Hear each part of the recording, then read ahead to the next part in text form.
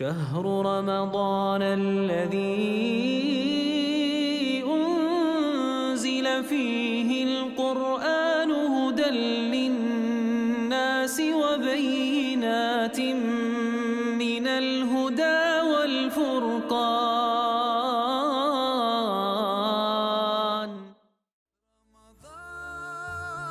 رمضان رمضان يا حبيب رمضان السلام عليكم ورحمة الله وبركاته. الحمد لله رب العالمين والصلاة والسلام على سيد المرسلين ثم أما بعد. Bugün ben teklif kılgan temin denizlik bir çoğun bir tema. İslam tarihi. 1400 yıllık tarihten alıdığan ders ibaretini 15 minutta xulaslash buyruq düştü. Bu tarixninki 5 bilan ahir faqat 2 nokta to'xtalaman. Bizga munosabatli qismi tarixning 5iga keyin kelim. Vaqt az bo'lsa o'zimizdan boshlaylik. Muhtaram qarindoshlar, biz Türk millatlarının içinde birinci qatim İslam devleti kurgan Karakallarning avlodi. Birinci qatim devlet arqali İslam dinini O'rta Osiyo tarqatgan bir millatning avlodlari.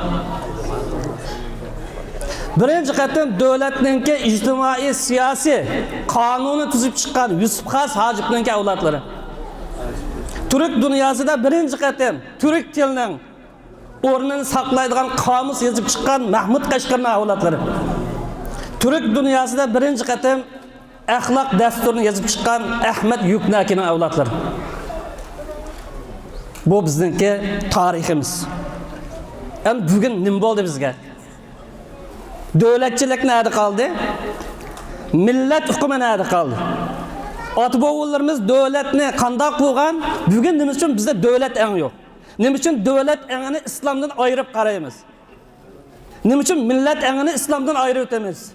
Nima uchun siyosiy nazariyani yoki siyosiy hayotni islomdan, aqidamizdan, fikrimizdan chiqarib tashlaymiz? Vatanni ona vatan dedik. Ammo bu ona vatanning qadriga yetadigan, buni qo'g'daydigan otisi nada? Davlat bo'lmasa ona vatanni qo'g'digan bo'ladimi qarindoshlar? Demek bugungi ahvol kelib qolgan bo'lsa, millat hukmi yo'qolib ketgan, davlat hukmi yo'qolib ketgan bir yer kelib qolgan bo'lsa, biz musulmon turib, Yusuf Xas Hojibning avlodi turib, Mahmud Qashqarning avlodi turib, Husayn Xalab mufassirning avlodi turib, yana bir olimning avlodi turib, bugun davlat engi bizdan yo'qolgan bo'lsa, vatan qurish engi bizdan yo'qolgan bo'lsa, demak bizning islomiy tushunchamiz chatoq va degan gap. Bizning aqida qarshimizda masala va degan gap. Bizning tasavvurimizda nuqson bor degan gap. Ammo afsuski biz 5 vaqt namozini masjidda o'qisak, az to'la pulimiz va zakotni bersak, haj qilsak, ro'za tutsak, musulmonligimiz tugdi, jannatning ochqichini oldik deydigan xato hukm kirib oldik qarindoshlar. Bu shaxsiy farzni ado qildik, ammo ijtimoiy farz shu. Payg'ambar alayhisalom imkoniyat tug'ilgan birinchi qatim Madinaga borib nima ish qildi? Davlat qurdi. Mescid bo'lsa yetti demedi. Bir böyle qarlarni tarbiyalasak, da'vatchilarni tarbiyalasak, ishimiz tugdi demedi. Mescidni saldi, davlatni e'lon qildi. Nima uchun islom da'vatini himoya qiladigan davlat bo'lish lozim, kuch bo'lish lozim dedi. Bu aqidat, bu islom tarixi edi.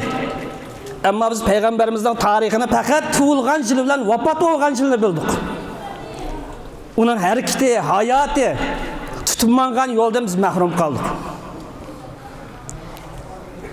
Tarix demek eynek demek qarindoshlar. Eynek bir qarab baqaylik. Bu tarix eyneki o'tmishimizni aks ettirib turdi.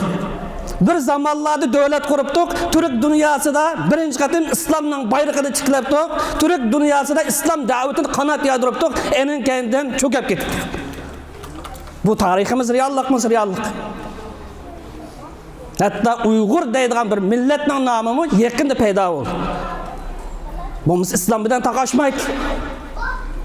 İslam Madinada kelmaydi. Tarix o'tmishimizni aks ettirib turdi. Biz yaşayotgan bu reallikning qanday ekanligini ko'z oldimiz ko'rsatib, hammamiz ko'rib turib, qanday tarix yashayotimiz. Kelgusiga qanday yo'l oldiganligini yo'l yo'riq bir qarindoshlar. Bu sebepten tarixga ahamiyat berish lazım. Tarixni qo'g'dash lazım. Tarixni kelgusi avlodlarga sog'lom yetishtirish lazım.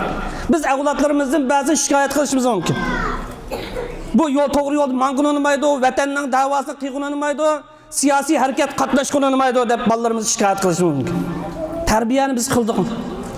Bizning bir mazlum bir millat ekanligi, qanday qilib qulluqqa mahkum bo'lganligimiz, bizning dushmanimizdan kim ekanligini bolalarimiz to'liq o'rgatdikmi?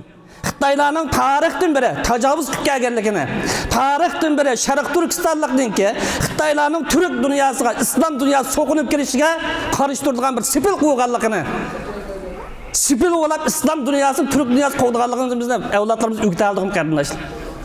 O'rgatmadik. Çünkü özümüz tarix bilmeyimiz. Uygurlarning tarixini, Sharq Turkistonliklarning tarixini bilmeyimiz. Koni tarix tutulsun, İslam qachon boshlandi, bugun qaysi holatda, burun nima uchun taraqqiy qildik, bugun kunlikda nima uchun passiv holatda, eng bichora holatda, xor holatda tushib qoldik. Buni o'zimiz bilmeyimiz. Bolalarimiz nereden bilsin? Afsuski Qur'oni Karim ko'plagan oyatlarda tarixni o'rganishga, tarixni tahlil qilishga, tarixdan ibrat olishga, tarixdan dars olishga tashabbus qilgan.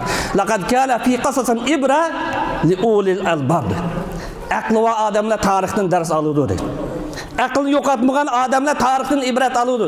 Dushmanning har zaman sanjiydiganligini, dushmanning har zaman zaharxandlik qildiganligini bunu aqli va odamlar bildi. Dushman bilan birga o'tirib qo'pqin bo'lmaydiganligini, chiqishib yashag'ini bo'lmaydiganligini aqli va odamlar bildi deb Qur'oni Karim bizga aniq oyatlar ko'rsatadi. Tarix aynak. Tarix xotira. Tarix tajriba. Bir millatninki aqliy tajribasi. Qanday yashaganligi, nega bo'lganligi.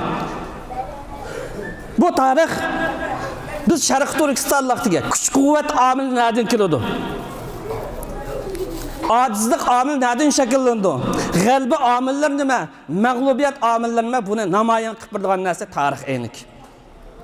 Shundaqlam bu tarix, tariximizda o'tgan qahramonlarimizni, boturlarimizni bizga tontin. Qanchisini bilamiz qahramonlarimizni. Boturlarimizdan qanchini bilamiz? Şunun bilan birlikte tariximiz satqullar, casuslar, işbiyonlik qilganlar, düşmanlik qilganlar. Gerçi namaz o'qisimi, masjiddan chiqmasimi, tarixdan biri Xitoyga satqullik qilganlarni tarix xotirlab berdi. Bu aynak.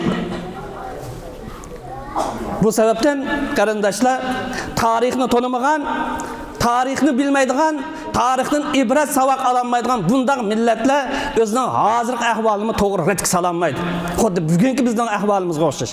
Kelgusiga sog'lom bir siyosiy harakat xaritamsiz olmaydi. Tarixini aynan saqlab qololmagan bu millatlar tarixdan yo'qoladi. Tarix qarab baqinglar, nechilgan millatlar yo'qolib ketaylik. E'tiqod saqlanib qolgan bo'lishi mumkin. Ammo milliy tarixi, milliy kimligi, millat yo'qolib ketaylik. Şuna tarixni o'rganaylik.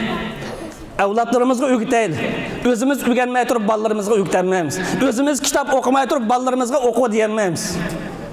Millatlarning mavjudligi tarixda eksiladi. Tarix qarsaqlam bo'ldi. Millatlar tarixi bilan tiriladi. Bugun kunlik Turkiyaga qarab baqsanglar, har filmlarni ishlaydi. Tarix orqali Osman, Qorto'g'lol, O'chbo'ch deydi. Bizning tariximiz avu deydi. Bizning asli tariximiz avu deydi. Qayta dirilishimiz lazım, tirilishimiz lazım. Ammo bizchi qaysi tarix bilan tirilamiz? Turkiston qayg'usini qanchamiz o'qidik? Eng oxirgi tarix. Uyg'urlarning islom dinining tarixi, Mamtun Bug'raning Kitbi Sharq Turkiston tarixi yoki Uyg'urlar olmasining yo shuna o'xshash kitoblarni qanchani tugatdik? Millatlar tarixini bilish orqali qutuladi. Biz qanday keldik bu yerga, nima uchun kelib qoldik? Bunu özümüz unutmasımız lazım. Evlatlarımızga bunu unutulmasımız lazım. O'qitishimiz lazım, o'rgatishimiz lazım. Millet tarixini unutgan vaqtida tarix sayfasida yo'qolib tugaydi. Bu Allah'ınki qoidat qonuni edi. To'g'ri ba'zan deyishimizga biz namoz o'qisak, iymonimizni saqlab qolsak bir yerda qolamiz. To'g'ri qolamiz. Turkiyada qolamiz, Yevropada qolamiz, Arabistonda qolamiz, u yerda qolamiz, ammo tadrijiy Uyg'ur deydigan millatdan tamoman yo'qolib tugaymiz. Halbuki Allah Taala bizga ana vatandan iborat qo'g'dash tegishlik, himoya qilish tegishlik bir tuproqni ato qilgan. Islom bayrog'ini tiklash, da'vat qilishdan iborat bir farzni bizga yuklagan. O mas'uliyatdan boshqa qechib qutulg'ini bo'lam. Bu hijrat qilish bir yerdan bir yerga jismoniy chiqib ketish emas, balki vaqtni kuch to'plab chirib asli zamin bo'lgan yerni qaytarib olish. Islomni asli holatiga akelish, islom tuprog'ini asli keltirish demak bu hijrat. Bir yerdan bir yerga nima ish qilsang qil, masjiddan chiqma deganlik emas. Bu tarixning ibrati qarindoshlar. Bu sababdan dushmanlar, mayli millat dushman bo'lsin, mayli islomning dushmanlari bo'lib qolsin, millatning mahkum bo'lgan millatning tarixi ig'ir darajada dushmanlik qil. Millatning tarixini o'zgartirishga urin, xuddi bizga o'xshash.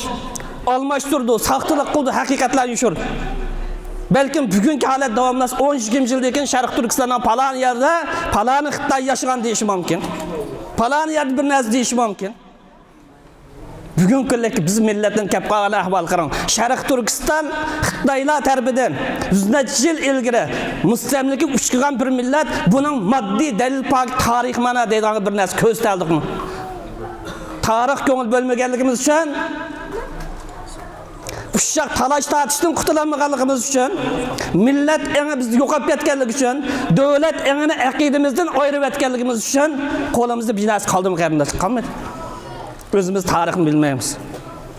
Halbuki Peygamber Aleyhisselam'dan tarix qarsak, palani sahabe miras işine mutaxassis, palani sahabe adliya işine mutaxassis, palani sahabe harbiy qo'mondonlik mutaxassis, palani sahabe qiraat mutaxassis deb buyurgan.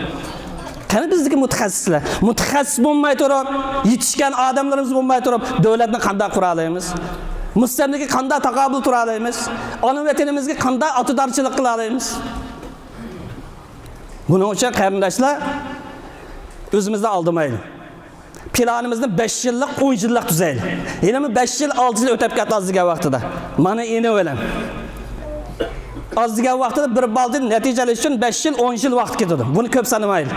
Bir balni bir sohada tarixda, jamiyatshunaslikda, davlat boshqarishda, istixborotchilikda, xalqaro munosabatda bir kakagdak yerga kelish uchun 5-6 yil vaqt ketadi. Ballarımızda Kur'an qilgan bo'lsak, islom aqidasini, axloqini o'rgatgan bo'lsak, kaynadilar bunaqa biz cho'ng mas'uliyatga buni yurgizaylik. Ballarimizni o'qitaylik. Muhim bo'lgan kasblarni o'qitaylik. Jon baqish kasbiga ham qartib qo'ymasdan, davlat quradigan kasbni o'qitaylik.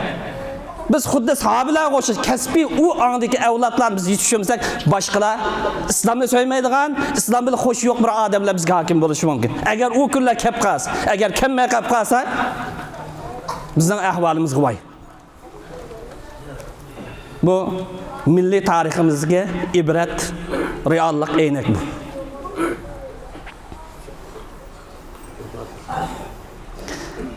Endi islom tarixining 5iga kelaylik.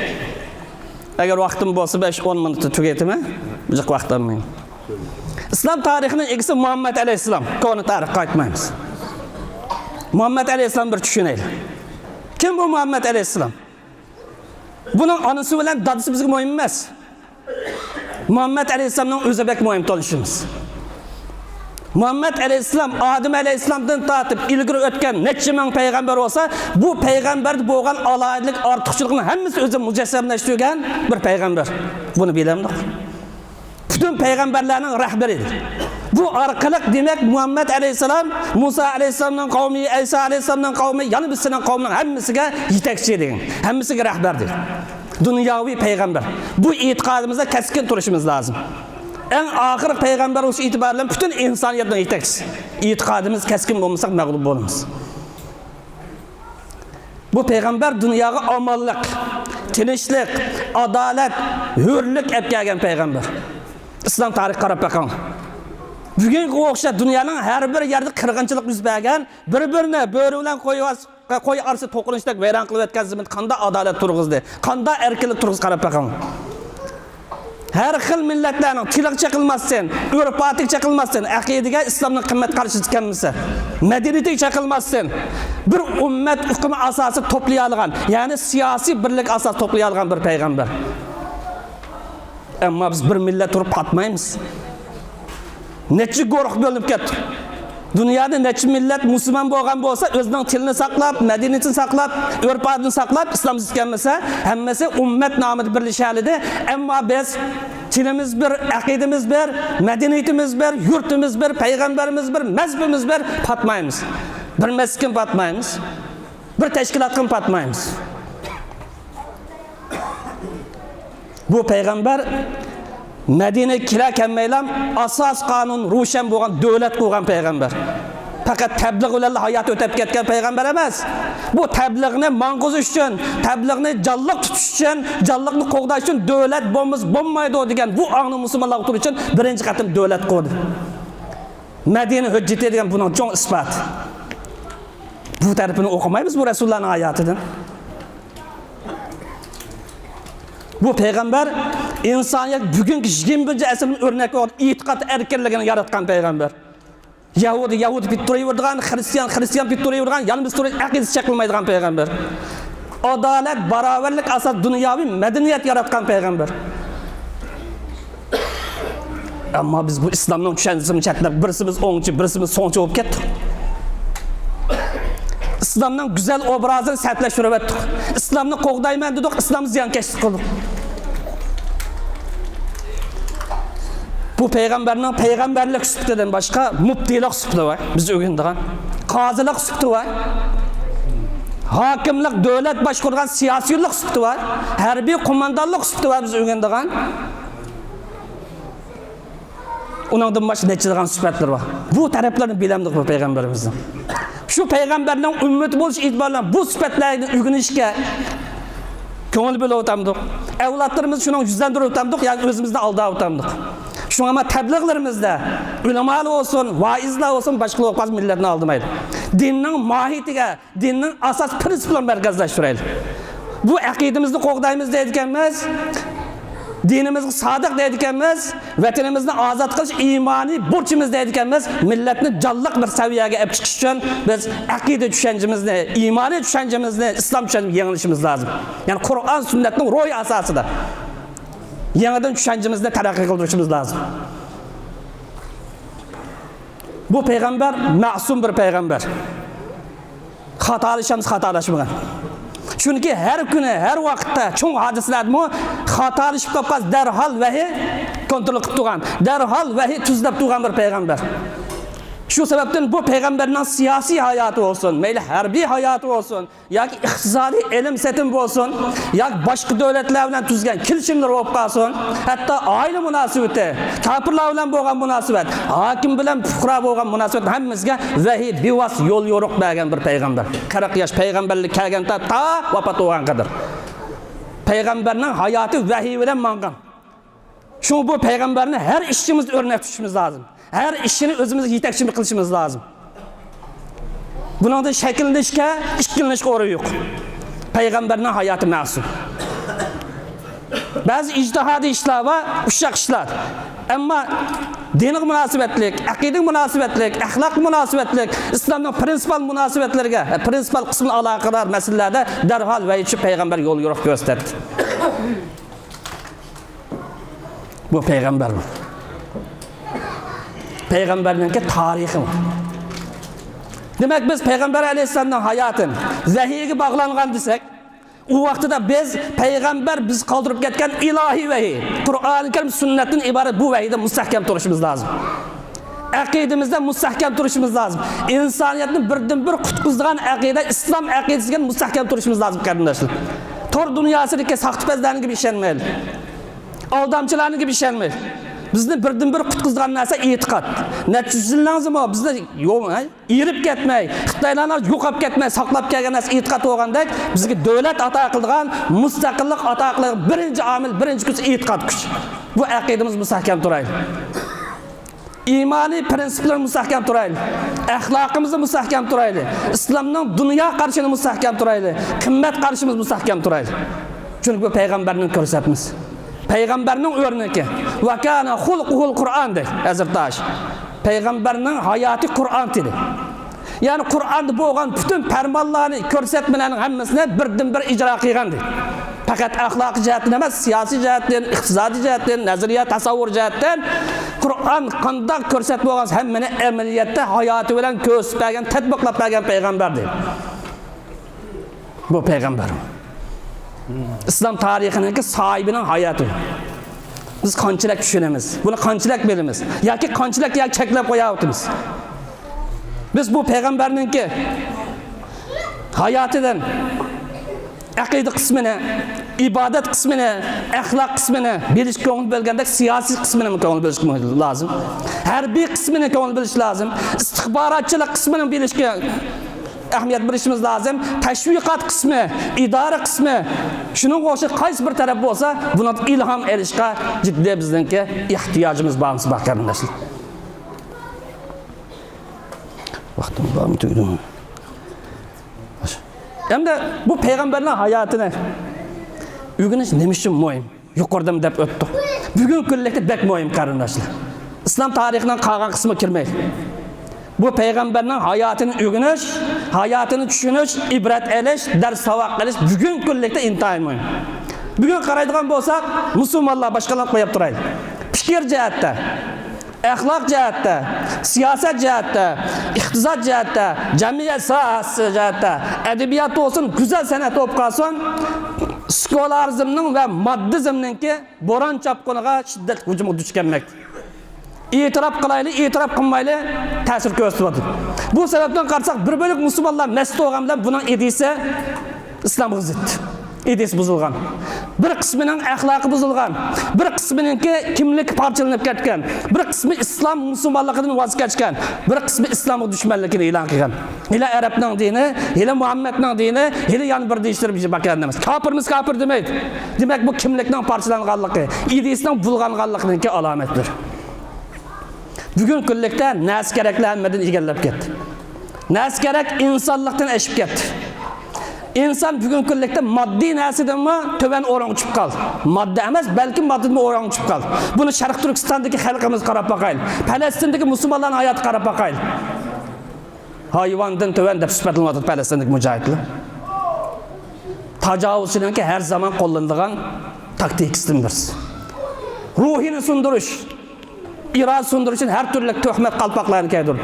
Bizni nima deb sifatlaydigan, balkim biladigandir. Bugün insanlar naskerekning kayni jug'urdan bo'lib ketdi. Asli naskerek e'tiqod xizmat qilsa bo'ldi. Bugun kul inson naskerekning jug'urdan bo'lib ketdi. İnson o'zining kundilik turmushidan eshinolmaydigan ruhiy qurg'oqchilik, ma'naviy qurg'oqchilik duch kelgan mushunda bir do'lqin duch kelyapmiz. Bu bugungi hayotda tangpunligimizni saqlash uchun, ruhiy tangpunligimizni, aqliy tangpunligimizni, jismoniy tangpun saqlash uchun payg'ambarning hayotidan boshqa bir o'rnak bo'lmasa yo'q. Sharqning o'rnakimi yo'q, g'arbning o'rnakimi yo'q, yana bizning o'rnakimi yo'q. Bizni sog'lom bugungi holatda dast to'g'rilaydigan moddiy dunyodan emas, o'tinish, ko'yinish, mehribonlik, o'zi va imkoniyatni bosh qarinish deb izlaydigan bu holat tiklaydigan ruh faqat Muhammad alayhisolamning ruhidan chiqadi qarindoshlar. Bugun kunlik qarasak, hammasi moddiy manfaat asosiy o'lchangan bo'lib ketdi. Dunyoning siyosati shu, ammo o'zimizga qarab boqaylik. Masjidgacha Xudoga shukr sap talassak darhol birimiz birinchi sapda garchi fazilat ulug' bo'lsin. Ammo tijoratlarimiz uchun, mashina kiradagi, ilm satimdagi ishlarimiz uchun qaz alsak bermayotgan, qiyinlab qolgan, hepsi tugmayotgan, yolg'on gap qilayotgan, qo'ymachilik qilayotgan, bir amalni qilib yolg'on, malning aypini yushirayotgan. Moddiy manfaat axloqni desib shuvat bugun kunlikda. Reallik bazı reallik. Bu mescidki itikadi ruh, ticaret hayatımız kelgancha tepilmadi. O'zaro boshqa tutuz. Bugun dunyoning sistemasida hamma moddiy manfaat asosiy o'lchanadi. Moddiy manfaat aqidaning besib shuvat. Aqidasi yo'q ko'taradi. Ma bizning axloqimiz zet, musulmonlik zet yo'qni ko'taradi. Bugunki bizning tilimizdan so'zlaydigan bir qism siyosiy maydonga chiqib olganlar, ismini elish hojatsiz, shuni da'vat. Bugun dunyoning siyosati boshqadir. Amma biz unday deyilmaymiz. Biz e'tiqodimiz asosida harakat qilamiz, ideyamiz asosida fikr qilamiz. Bu zamonda agar biz e'tiqodimiz mustahkam turamasa, prinsipimizni mustahkam turamisak, ideyamizni mustahkam turamisak, axloqimizni mustahkam turamisak, bugungi moddiy taraz yoki hamma narsa moddani asos qilgan, moddiy manfaatni o'lcham qilgan bu hayotda e'tiqodiy jihatdan tugishib ketamiz, ideya jihatdan tugishib ketamiz, axloqiy jihatdan siyosiy jihatdan tugab ketamiz.